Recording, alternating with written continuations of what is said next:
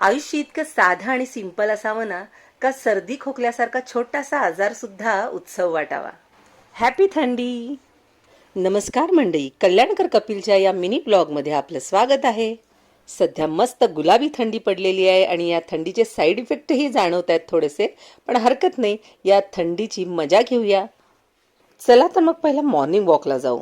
मोबाईलवर छानसं गाणं वाजवत वाजवत आमचा मॉर्निंग वॉक चालू असतो. सकाळ सकाळ जरा जॉईंट्स आणि मसल्स मोकळे झाले ना, का दिवसभर कसं कंबर कसून घरातलं काम करायला आपण निश्चिंत असतो. चांगल्या गोष्टी सातत्याने अंगीकारणं हे कठीण असतं, पण अशक्य मात्र अजिबातच नसतं. मंडळी, सकाळी सकाळी सुचिरभूत होऊन घेतलेली अर्ध्या तासाची ही हक्काची विश्रांती खूप हवीशी वाटते. आणि अर्थात चहा सुद्धा.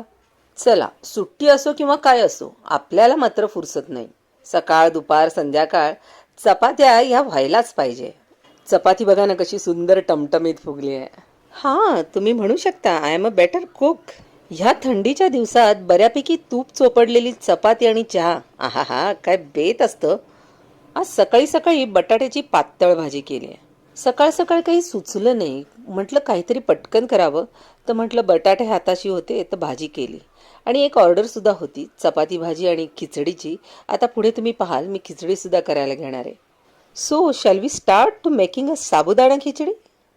मस्तपैकी बटाटा टाकून साबुदाणा खिचडी तयार करते मी. मापात पाप नाही बरं का. मोजक्या तेलामध्ये उकडलेले बटाटे खमंग आणि खरपूस परतले. भिजत घातलेले साबुदाणे त्यात मिक्स केले. वरून दाण्याचं कूट भिरभिरवलं.